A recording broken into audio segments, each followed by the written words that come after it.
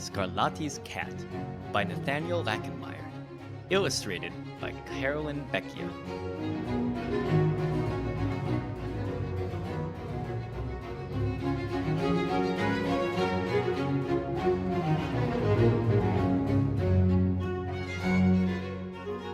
Scarlatti was a great Italian composer who lived a long time ago. So was his cat Pulcinella, although no one knew it. Scarlatti sat all day long at his harpsichord, composing sonatas. Pulcinella usually sat by the window, basking in the sun.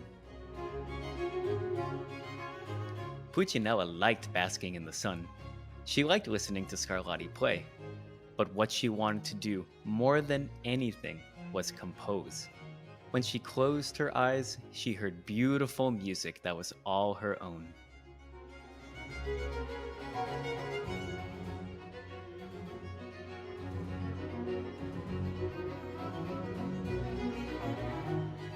Every night, Pulcinella dreamed about playing her music on the harpsichord. And every morning, Pulcinella stared longingly at the keys. But Scarlatti had one strict house rule. No one was ever allowed to touch his favorite instrument. So Pulcinella kept her music to herself. As Scarlatti's fame grew, he traveled across Europe. Everywhere he went, Pulcinella went too. She met some of the greatest composers of the day. Her favorite was George Frederick Handel, even though she thought he had very poor taste in pets. Eventually, Scarlatti settled in the beautiful city of Madrid, where he gave the Queen of Spain music lessons. Pulcinella was treated like a queen too. From time to time, she still dreamed of playing the harpsichord, but not as often as she used to. If not for the arrival of an unexpected visitor, the world might never have discovered the music Pulcinella heard when she closed her eyes. Scarlatti did not notice the tiny creature tiptoeing across the floor. Pulcinella did. Pulcinella chased the mouse up and down and around the room. When Scarlatti tried to shoo her away, she jumped on top of the harpsichord and landed on the keys. The moment Pulcinella's paws touched the keys, she forgot all about the mouse. The music she heard when she closed her eyes came back to her like a sudden flash of sunlight. She knew this was her chance to live out her dreams. She began to walk daintily up and down the keys. Scarlatti started to push her off. But then, he heard the melody she was playing. He was amazed. It was as beautiful as anything he had ever written. He grabbed his quill and copied down the notes as she played. The next morning, Scarlatti carried Pulcinella over to the harpsichord. He wondered, would she play the same sonata? Would she play at all? As soon as her paws touched the keys, she began to play a new melody, the most perfect melody he had ever heard. Scarlatti reached for his quill, then he stopped. No, this won't do, he said to himself. If anyone finds out that a cat can compose like this, what will become of Bach? What will become of Handel? What will become of me? Scarlatti knew that he had no choice. He had to give Pulcinella away, and to someone who did not own a harpsichord. Scarlatti could not bring himself to throw away Pulcinella's sonata. It was lovely, and it reminded him of her. Scarlatti gave Pulcinella as much credit as he could for the composition. He told people that he wrote it after listening to her walk across his harpsichord.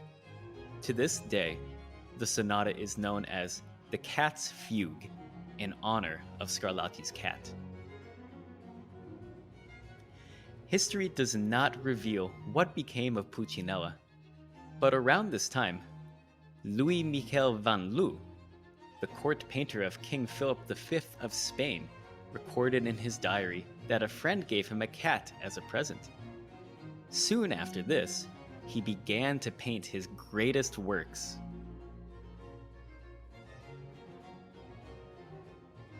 Author's note: the great Italian composer Domenico Scarlatti, 1685 to 1757, is best remembered today for his sonatas. One of his most famous compositions is the sonata in G minor, popularly known as the Cat's Fugue. According to the legend, the distinctive melody of the Cat's Fugue was inspired by the notes Scarlatti's cat Pulcinella played when she walked up and down the keys of his harpsichord. When you get to the end of a book, sometimes you can start a quiz. Let's see how we do. Question 1. Scarlatti's cat. What does Domenico Scarlatti's cat Pulcinella dream of? Does she dream of moving to Madrid, Spain? Becoming friends with a mouse? Becoming a famous artist? Or composing music? I think it's composing music. Correct. Question 2. What was the turning point in the story? Think about an event that took place that changed Pulcinella's fate. Was it Pulcinella ate the mouse and was sick from poisoning? Oh boy. Was it Scarlatti moved to Madrid, Spain, after writing his first book? Was it Pulcinella became a famous composer?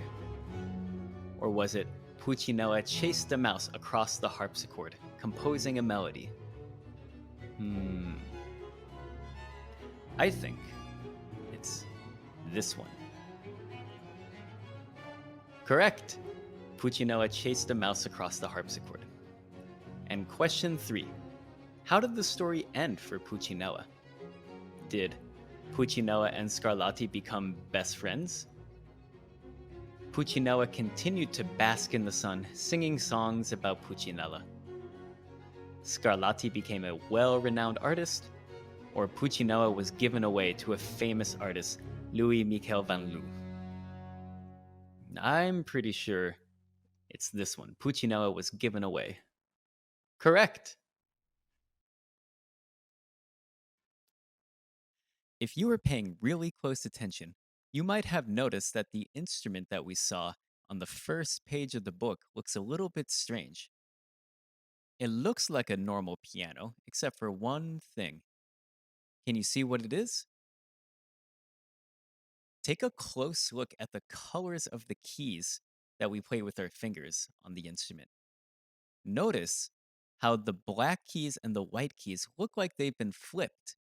On a normal piano, what we usually see is the white keys on the bottom and the smaller black keys on top. But this isn't a piano. This is called a harpsichord. And it's sort of like the older brother or sister to the piano. And it makes a much different sound. Instead of a hammer hitting the string like it does on a piano, we use instead small parts to pluck the strings, and it gives a much different sound. Let's watch a video on what exactly is a harpsichord, how does it make it sound, and what does it sound like?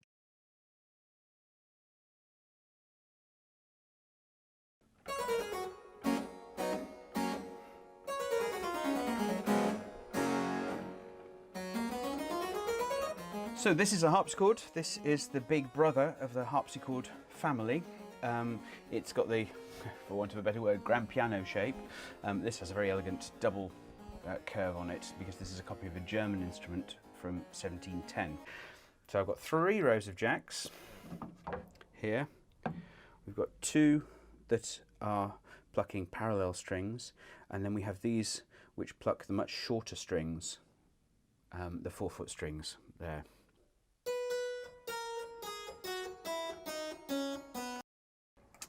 We have 2 keyboards on this particular instrument, and that is so that we can have a bit of tonal contrast between loud and soft. Well, sort of not very loud and a little bit softer, but it does give you a much different effect between things. So we can have a nice, good, crunchy chord down here, and a softer on the upper manual, which just uses less of the quills plucking the string and just one set of strings as opposed to two down on the bottom. The harpsichord was the perfect instrument for accompaniment. You found them in the church, you found them in the court, you found them in domestic environments if you had the space and the time and the money. Their instrument is really the sort of top end of the harpsichord buyer's market in the 18th century. German instruments are different from French instruments, Flemish instruments and English instruments. They all have different flavours of types of sound because each national identity wanted a certain characteristic, and these German instruments are characterised by a very singing tone.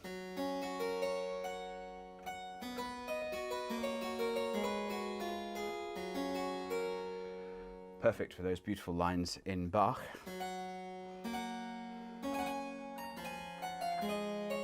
Etc. But they also have quite an Italian characteristic, which is a rather sort of percussive lower end to the sound. They also have great clarity. French instruments tend to be very rich and refined and noble.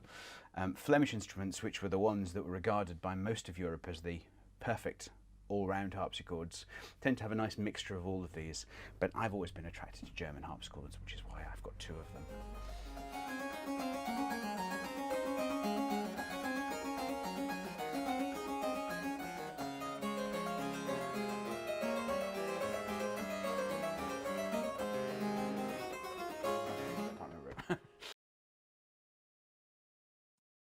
Wow, what a cool video. I hope you learned something about the harpsichord, how it makes the sounds that it does, and how it's a little bit different from a piano. I don't know about you, but I'm really curious to hear what Pulcinella's sonata would have actually sounded like. Next, we have a video of that piece of music being played. It's called Sonata in G minor by Domenico Scarlatti, also known as The Cat's Fugue. And in this video, we get to not only hear somebody play along on the harpsichord, but we also get to follow with our eyes as we see the notes go across the page.